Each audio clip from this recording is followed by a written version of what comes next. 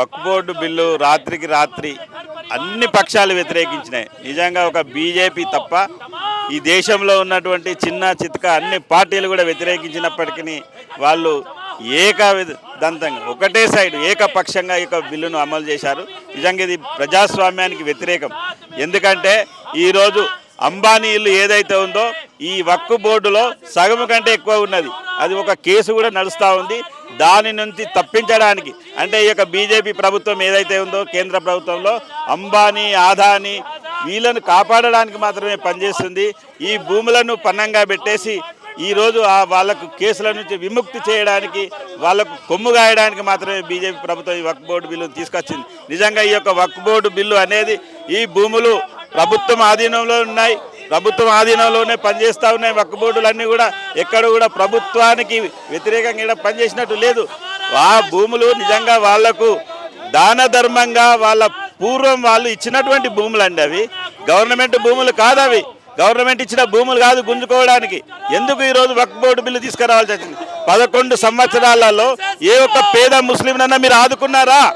అది చెప్పండి. ముందు వక్ఫ్ బిల్లు తెస్తున్నారంటే ఈరోజు ఈ సమాజాన్ని విడదీయడానికి బీజేపీ చేస్తున్నటువంటి ఒక పెద్ద కుట్ర. హిందూ ముస్లిం పేరుతోటి ఈ దేశంలో రాష్ట్రంలో మొత్తం సమాజాన్ని విడదీయడానికి చేస్తున్నటువంటి కుట్ర. నిన్న మొన్న ఎస్సీ వర్గీకరణ చేసినారు, ఎస్సీలను విడదీసినారు. బీజేపీ రాజకీయం మొత్తం ప్రజలను విడదీయడం, ఓట్లు దండుకోవడం, రాజకీయం చేయడం తప్పితే బీజేపీకి ఎలాంటి చిత్తశుద్ధి లేదు. ఎస్సీ ఎస్టీ బీసీ మైనార్టీల అందులో ఉన్నటువంటి పేద ప్రజల మీద అసలే చిత్తశుద్ధి లేదని మేము మీ వేదిక ద్వారా తెలియజేస్తా ఉన్నాం.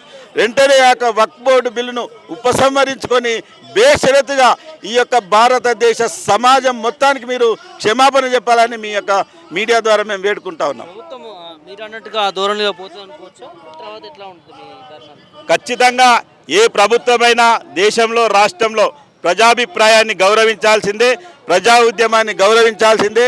మనం చూస్తూ ఉన్నాం ప్రభుత్వాలు ఎంత పెద్ద మోనార్కులైనా కూడా ప్రపంచమంతటా కూడా ప్రజలకు తలవంచిన సంఘటనలు మనం అనేక చూసినాం. పాకిస్తాన్లో చూసినాం, శ్రీలంకలో చూసినాం. అంతకంటే పెద్ద అదాంటి మోడీ ఈరోజు బీసీ అని చెప్తా ఉన్నాడు. బీసీ జనగణన కూడా మేము చేయమని చెప్తా ఉన్నాం. దేశవ్యాప్తంగా జనగణన చేయనని చెప్పేసి సుప్రీంకోర్టులో అఫిడవిట్ ఇచ్చినాడు. దేశానికి ప్రమాదం అంట. బీసీ జనగణన చేస్తే దేశానికి ఏం ప్రమాదం అండి? ఈరోజు తెలంగాణ ప్రభుత్వం చేసినది రాంగా రైట్.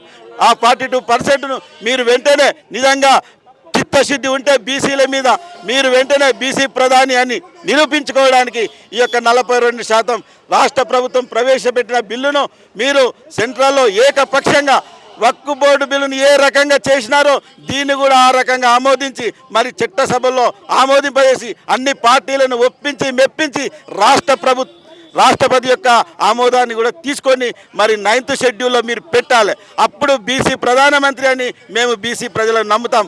అంతవరకు కూడా మేము బీసీ ప్రధానిని, నేను బీసీలకు అది చేస్తాను, ఎస్సీలకు ఇది చేస్తాను, ముస్లింలకు అది చేస్తాను అంటే నేను ఎవరు నమ్మడానికి వీలేదు.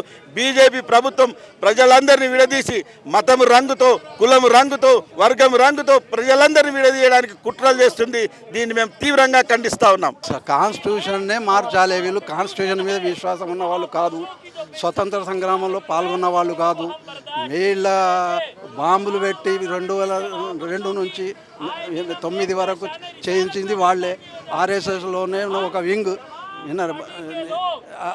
వాళ్ళు నార్కోటిక్స్ టెస్ట్లో చెప్పారు వాళ్ళు ఈ దేశం మాది కాదు, ఈ కాన్స్టిట్యూషన్ మాది కాదు అని చెప్పినారు వాళ్ళు. వాళ్ళను మాత్రం ఎంపీలు చేసారు, బాంబులు పెట్టి పేల్చిన వాళ్ళను విన్నరా. ఇప్పుడేమో వీళ్ళు కాన్స్టిట్యూషన్ మీద ప్రేమ, అంబేద్కర్ మీద ప్రేమ, భక్తి చూపిస్తున్నారు. కాన్స్టిట్యూషన్ పట్టుకొని మొక్కుతున్నారు. ఈ మొక్కుడు, ఈ కోతి దండాలు నమ్మటానికి లేము విన్నారండి. పార్లమెంటు స్టెప్స్ మీద మోకరిల్లినోడు పార్లమెంట్నే మార్చిండు. ఇప్పుడు కాన్స్టిట్యూషన్ మొక్కుతాడు, కాన్స్టిట్యూషన్ మార్చదలుచుకున్నాడు.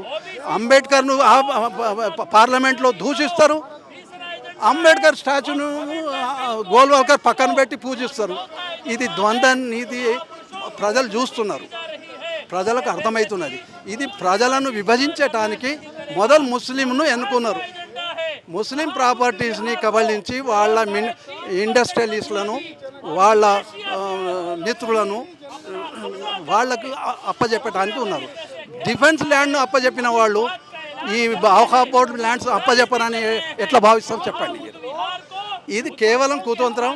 వీళ్ళ మెయిన్ ఉద్దేశం బ్రాహ్మణికల్ స్టేట్ ఎస్టాబ్లిష్ చేయడం, మనుస్మృతిని ప్రొమల్గేట్ చేయడం. ఇది వ్యతిరేకిస్తున్నాం. మేము 90% ప్రజలం వ్యతిరేకిస్తున్నాం. వినరండి, ఇది నడవనీయం. మేము ప్రజా ఉద్యమంతో, శాంతియుత ఉద్యమంతో ఎదుర్కొంటాం అని మీ ద్వారా తెలియజేస్తాం.